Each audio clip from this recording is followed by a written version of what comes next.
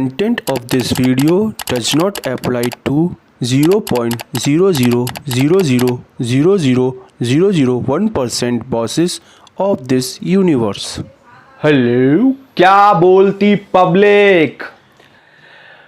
दोस्तों, किसी भी ऑर्गेनाइजेशन में बॉस और उसके अंडर काम करने वाले शख्स के बीच का वही रिश्ता होता है जो हर घर में एक सास और बहू के बीच का होता है। मतलब हर चीज में टोका टाकी। अच्छा, शुरुआत में ये रिश्ते जितने अच्छे होते हैं, वक्त गुजरने के साथ साथ ये रिश्ते हद से ज्यादा खराब हो जाते हैं। इतने ज्यादा खराब हो जाते हैं कि उधर बहू अपनी सास से अलग रहने लगती है और इधर जो शख्स अपने बॉस के अंडर काम कर रहा होता है वो अपने बॉस की अंड संड हरकतों की वजह से उस कंपनी से ही अलग हो जाता है। इस मौके पर मुझे दो पंक्ति याद आ रहे हैं, क्योंकि बॉस भी कभी किसी के अंडर थी। कंपनी के अंदर सास बहू के रिश्ते पर गहराई से चर्चा करने से पहले प्लीज इस वीडियो को लाइक कर दें और अभी तक आपने चैनल को सब्सक्राइब नहीं किया है तो भैया कर दो, तनिक सब्सक्राइब मार दो भैया। दोस्तों, ये हर घर की कहानी है। जब कोई लड़की ब्याह करके अपने नए घर में आती है तो सास और बहू के बीच में इतने मधुर संबंध होते हैं। अरे मम्मी जी रहने दो ना, ये आप क्यों कर रहे हो, मैं कर दूंगी। तो करना, परेशान हो गए हम लोग 2.5 साल से। ये भी परेशान हो गए, हम भी परेशान हो गए, करो फिर। अरे बिटिया, पूरे दिन कुछ ना कुछ काम करती ही रहती हो, हमें ना जरा भी अच्छा नहीं लगता है। थोड़ा आराम भी कर लिया करो। है घर घर नहीं स्वर्ग लगने लगता है। 6 months later. इसी सास को बहू के नाम पर चैन की सांस आना बंद हो जाती है और बहू सास को टोमेटो सॉस बनाकर खाना चाहती है। ओ माया तेरी बहुत कठिन है राम। ठीक बिल्कुल ऐसा ही हर ऑर्गेनाइजेशन में बॉस और उसके अंडर काम करने वाले के बीच में होता है। शुरुआत में तो बॉस कूल, इंटेलिजेंट और मैच्योर लगता है, जो सब कुछ समझ सकता है। लेकिन जैसे जैसे समय का पहिया धीरे धीरे आगे बढ़ता है, वही बॉस अपने बैड बिहेवियर और गैर जिम्मेदाराना हरकतों की वजह से चूतियास्टिक लगने लगता है।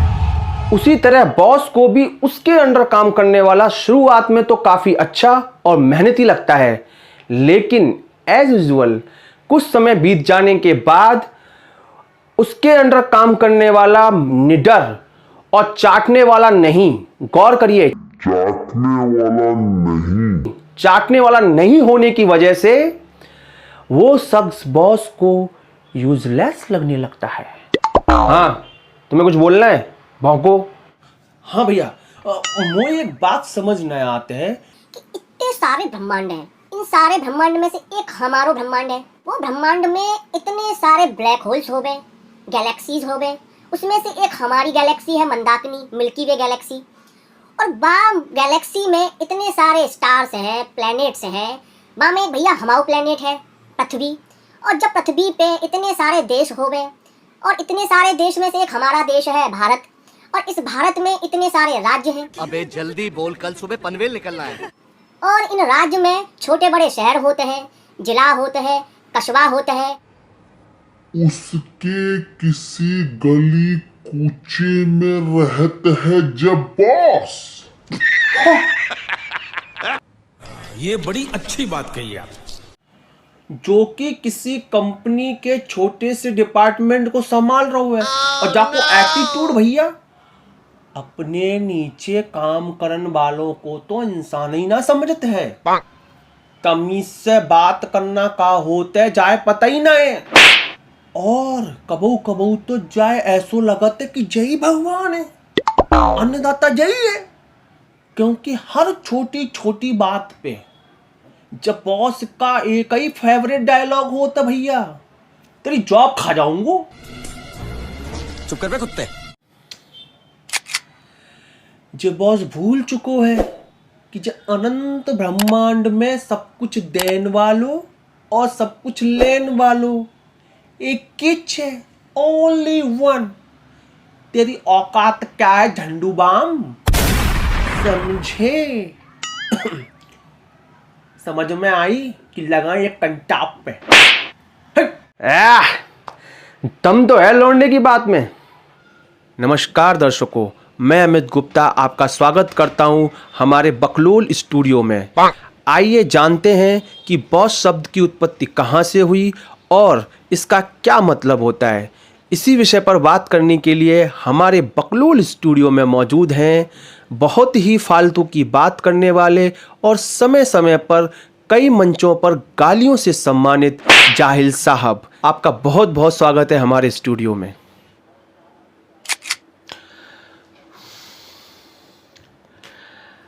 Thank you very much Amit ji for this nice introduction. थोड़ा सा इधर उधर ज़रूर हुआ है, आई मीन काफ़ी कुछ उल्टा सीधा आपने बोला है, बट आई विल एडजस्ट। लेकिन आगे बढ़ने से पहले मैं आपको बोलना चाहूँगा कि जब तक मेरी पूरी बात ख़त्म नहीं होती हुई तब तक आप बीच में नहीं बोलेंगे।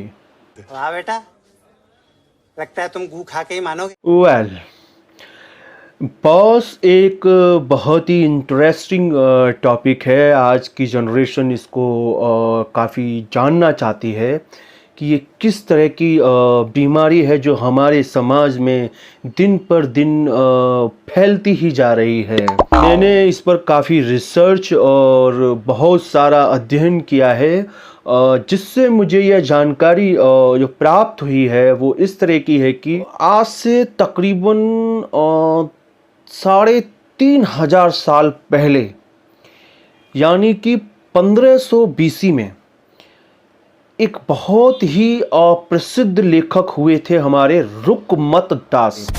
इन्होंने एक पुस्तक लिखी थी उस समय, उसका नाम था माँ की आँख।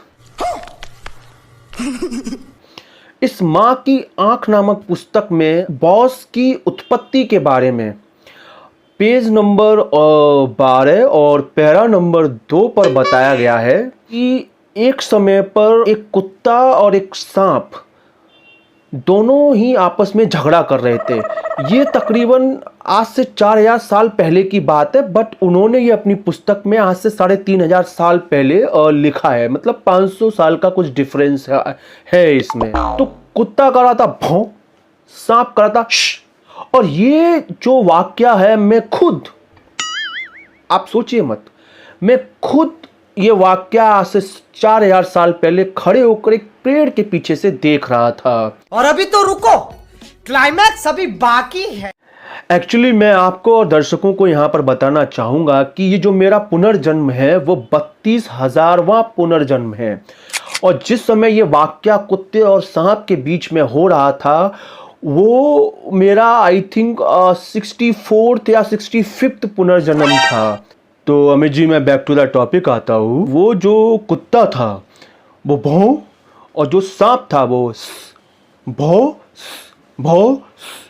तो मुझे वो जो दूर से साउंड किया वो किया बॉस, और मुझे ऐसा लगा कि ये दोनों लोग मिलकर बॉस को जो है बुला रहे हैं, जिससे इनका जो ये मैटर है वो सॉल्व हो सके। ये बॉस तो अपने वजूद में उसी दिन से आया, आज से 4000 साल पहले। और इस पुस्तक में आगे यह तो नहीं बताया गया है कि उनका मैटर सॉल्व हुआ कि नहीं हुआ। तो इस प्रकार से इस बॉस जो शब्द की है वो उत्पत्ति हुई। फिर इसी कड़ी में आगे चल के बॉस का मतलब क्या होता है वो भी माँ की आँख नामक पुस्तक में बताया गया है। मैं कोट कर देता हूँ, पेज नंबर 32 पैरा नंबर 4 पर आप पाएंगे कि रुकमत दास जी ने देखिए कितने अच्छे तरीके से उन्होंने बताया है कि बी से जो होता है वो बकवास, ओ से होता है आउटडेटेड, एस से होता है सेंसलेस, और चूंकि उस ज़माने में इंग्लिश का उतना डेवलपमेंट नहीं हुआ था, तो दूसरे एस का मतलब नहीं मिल रहा था क्या है। फिर भी रुकमत दास जी ने देखिए अपनी बुद्धिमत्ता का कितना अच्छा उदाहरण दिया है। दूसरे एस का मतलब उन्होंने बताया है सुअर की औलाद। दर्शकों को और अमित जी, मैं आपको एक बात यहाँ पर नोट कराना चाहूँगा कि आज से 3500 साल पहले ही रुकमत दास जी ने कितने ब्यूटीफुल तरीके से ये बता दिया था कि आज का बॉस कैसा होगा, जो कि बिल्कुल फिट बैठता है उन्होंने जो अपनी इस पुस्तक में बताया है।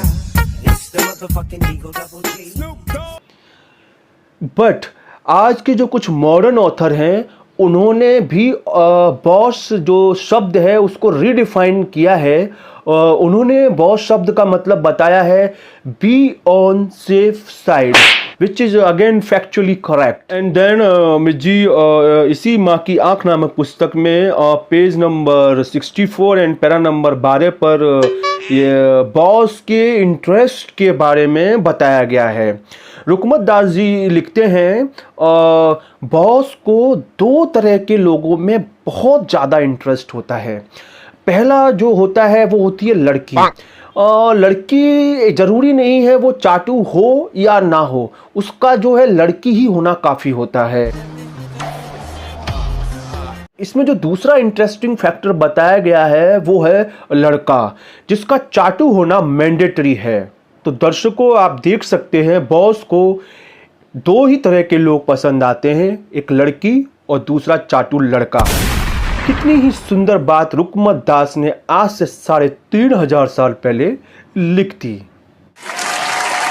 देखिए अमित जी, आप आजकल के ही उदाहरण देख लीजिए। आजकल जो ऑर्गेनाइजेशंस हैं उनमें जो बॉस होता है, अगर उसके अंदर 15 लोग काम कर रहे हैं जिसमें से 10 लड़की और 5 लड़के हैं, तो आप पाएंगे कि इस बॉस को उन 10 लड़कियों के नाम, चेहरे और उनके एड्रेसेस की वो कहाँ से आती हैं यह तक पता होगा। वहीं आप दूसरी तरफ पाएंगे कि उन 5 लड़कों में से इस बॉस को 2 लड़कों के नाम में कंफ्यूजन रहता है कि इसमें से अमित कौन है और सुमित कौन है। He is not sure at all. ऐसे बॉस को तो मैं एक ही बात बोलना चाहूंगा, जय हो चमड़ेश्वर महाराज की। जाहिर साहब, समय की कमी के कारण मुझे आपका मुंह बंद करना पड़ेगा।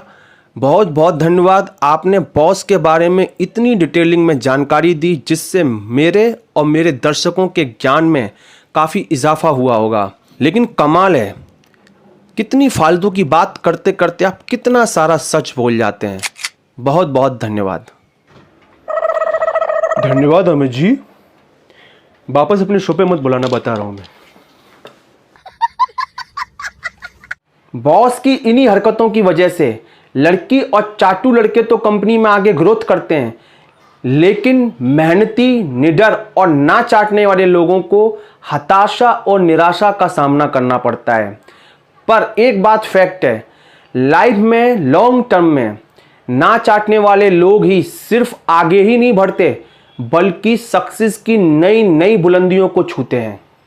क्या बात है सर, क्या बात है सर, क्या बात, ये बात है। सो #नो चाटो। Thank you for watching this video. Please इस वीडियो को लाइक करें। वीडियो में अच्छा या बुरा जो भी लगाओ प्लीज कमेंट करके जरूर बताएं और वीडियो को ज़्यादा से ज़्यादा लोगों तक शेयर करें। अगर आपने चैनल को अभी तक सब्सक्राइब नहीं किया है तो अपनी बॉस की परवाह किए बिना उसको मैं देख लूंगा। सब्सक्राइब बटन को दबा दें और उसके बाजू वाली घंटी को भी प्रेस कर दें ताकि जब भी मेरी नई वीडियो आए उसका नोटिफिकेशन आप तक पहुंच जाए। एक बात हमेशा याद रखें, लाइफ में कुछ बने या ना बने, और बॉस तो बिल्कुल भी ना बने, पर इंसान बने रहना। हैप्पी बर्थडे जिसका भी हो। नेक्स्ट वीडियो में फिर मिलेंगे, तब तक के लिए टेक केयर, बाय बाय। मैं अमित गुप्ता, कैमरामैन झंडू के साथ। कब तक।